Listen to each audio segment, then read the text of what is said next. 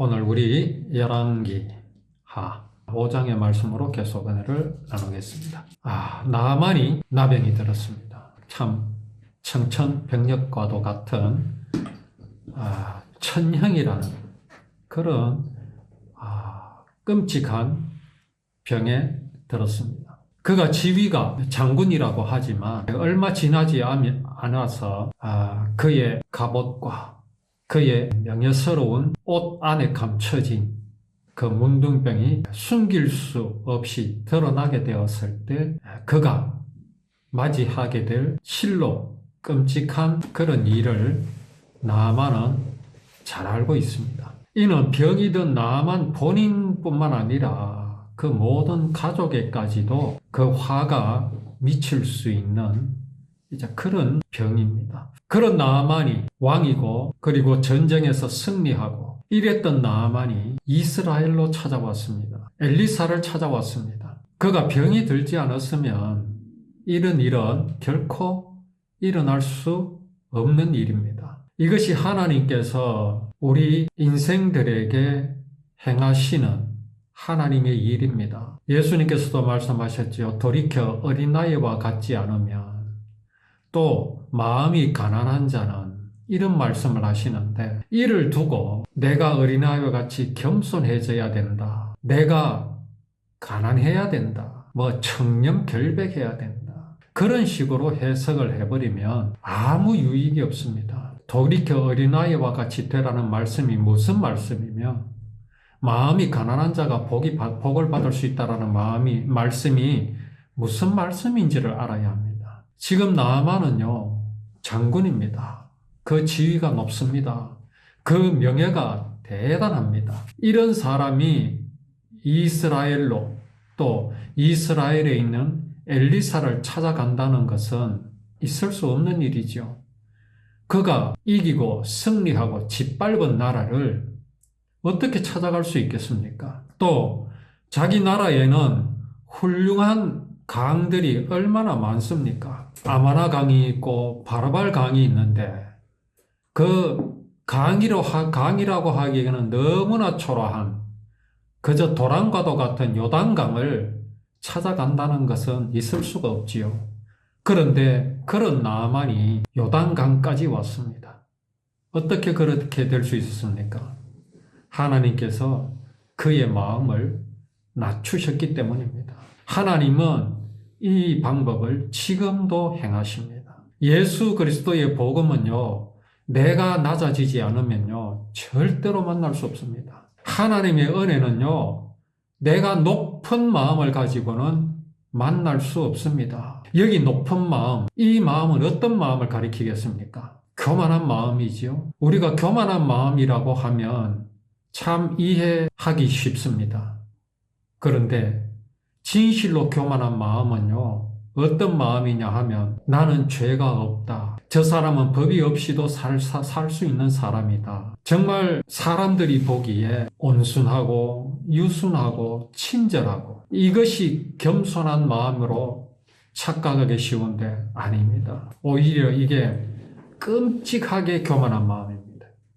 왜냐하면 이런 마음은요, 죄를 깨닫기가 참 어렵습니다. 레위기 4장에 보면 어떤 사람이 하나님의 계명을 범하였으나 죄를 깨닫지 못하다가 라는 말씀이 나옵니다. 아니, 이 사람이 율법을 어겼음에도 죄를 깨닫지 못합니다. 마음이 교만한 거지요. 그럼 이 사람은 겉으로도 교만한 사람이겠습니까? 그렇지 않을 수 있습니다. 이 사람은 신실한 사람일 수도 있고요. 남들이 이 사람에 대해서 평하기를 정말 저 사람은 법이 없이도 살 수 있는 사람이라 할 수 있는 정도일 수 있습니다. 간음을 하다가 현장에서 잡은 여인을 끌고 예수님께로 온 그 사람들은 어떤 사람이었습니까? 그들은 간음하는 죄악을 저지르지 않은 사람들입니다. 곧 나는 간음하지 않았다. 나는 죄가 없다라고 하는 사람들이었습니다. 진실로 그 사람들은 율법을 잘 지키는 사람들이었겠지요. 또 어떤 부자 청년이 있습니다. 내가 어떻게 하면 천국에 갈 수 있겠습니까? 라고 예수님께 물었지요. 예수님이 물으셨습니다. 네가 율법을 다 지켰느냐? 그가 말합니다. 내가 어려서부터 다 지켰습니다. 이 청년은 착한 청년입니다. 법이 없이도 살 수 있는 사람입니다. 이런 마음은요, 예수님이 반갑지 않습니다. 예수님을 귀하게 여기지 않습니다. 예수님이 무엇입니까? 그 이름의 뜻을 분명히 알아야죠. 자기 백성을 저들의 죄에서 구원할 자시다. 이런 사람은 구원이 필요가 없습니다. 왜요? 이미 구원받았기 때문에 그렇습니다. 이런 사람에게 죄인임을 깨닫게 할 수 있는 것은 무엇이 있겠습니까? 세상 도덕입니까? 세상의 법입니까? 사람의 법입니까? 아닙니다. 참으로 거룩하신 하나님 앞에 서야 됩니다. 거룩하신 하나님, 바로 무엇입니까? 율법입니다. 나만이 그의 명예나 그의 인품이나 이 모든 것을 놓고 보았을 때 그는 이스라엘로 올 사람이 아닙니다. 요단강으로 나올 사람이 아닙니다. 하나님께서 그를 사랑하셔서 그를 꺾으셨습니다. 그를 낮추셨습니다. 사람이 생각하기를 그의 오만함을 꺾은 것이 아닙니다. 하나님 앞에서 그의 오만함이 있었습니다.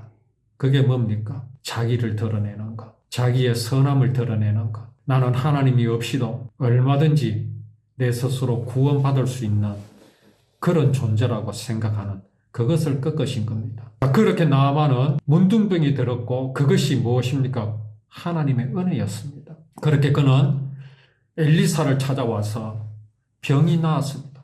하나님 앞에 나와서 병이 나았습니다. 자, 그렇게 이제 나아만은 병이 나았게 되자 엘리사 앞에서 이렇게 고백합니다.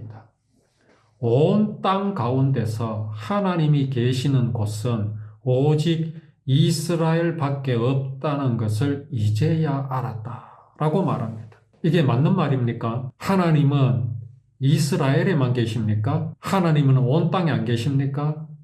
하나님은 온 우주에 계십니다. 그러면 여기 나만이 고백하는 이것은 무엇을 말씀하시는 것이겠습니까? 그것은 여호와 하나님의 그 구원의 언약이 이스라엘에만 있다는 말씀입니다. 하나님의 율법이 어디에 있습니까? 아람에 있습니까? 이집트에 있습니까?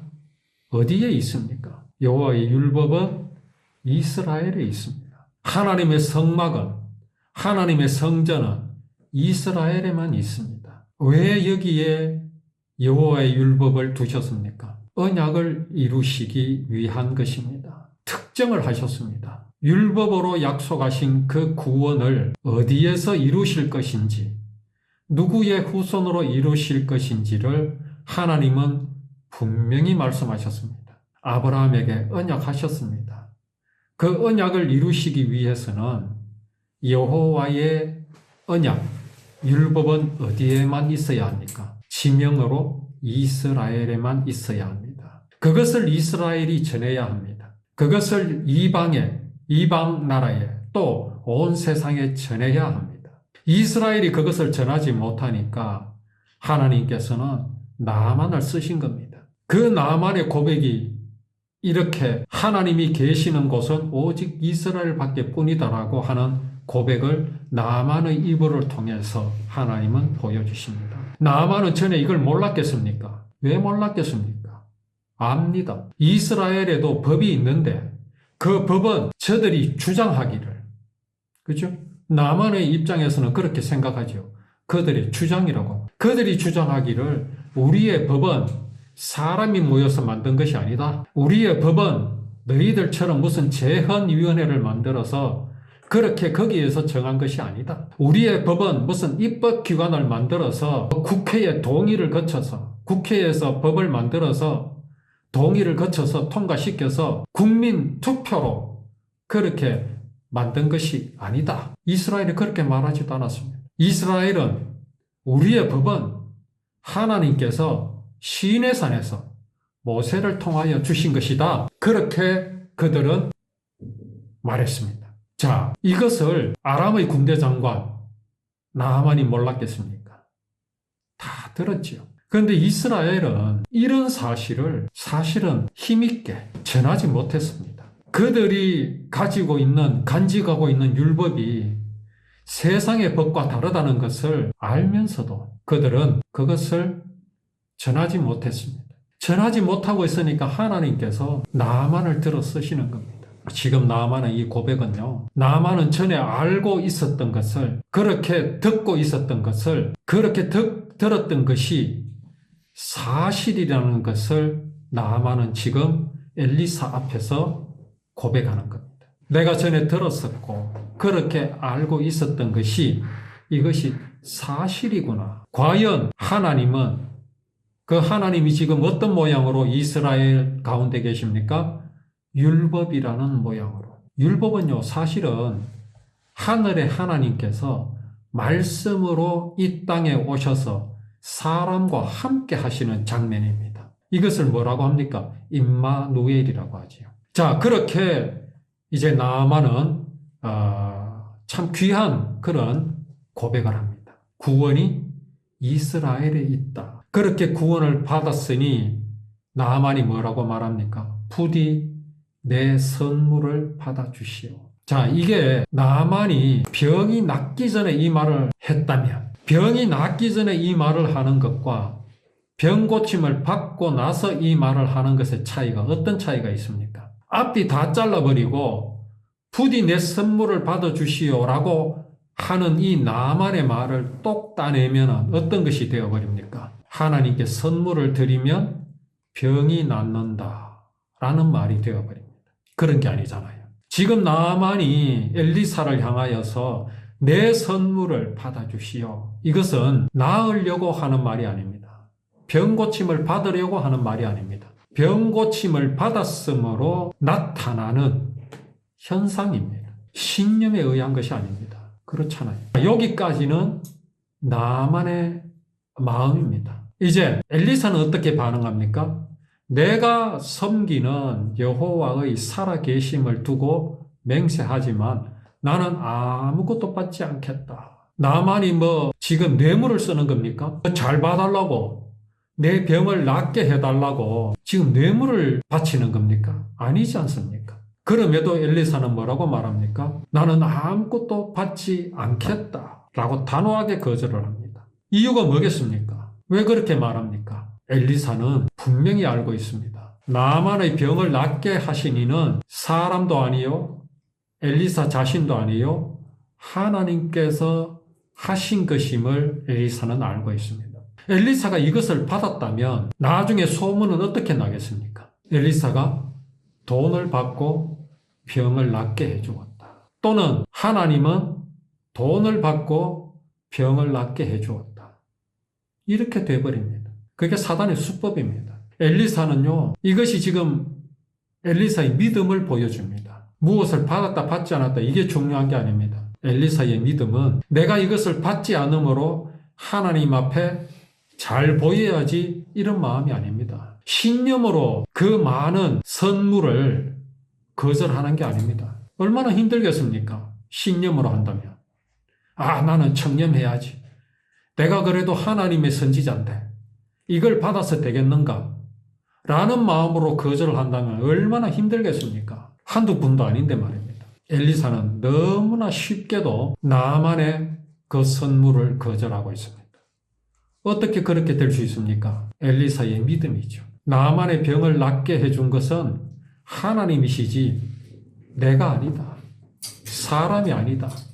이게 너무 분명하다 보니 그 선물 따위는 그의 눈에 들어오지 않는 것이죠. 오직 하나님께만 영광을 돌리는 겁니다. 이것을 받게 되면 나만에게도 문제가 생길 수 있습니다. 왜 그렇습니까? 나만이 어떤 생각을 가지게 되겠습니까? 나는 갚았다. 나는 하나님께서 나를 낫게 해주셨는데 나는 그것을 갚았다. 그렇게 되어버립니다.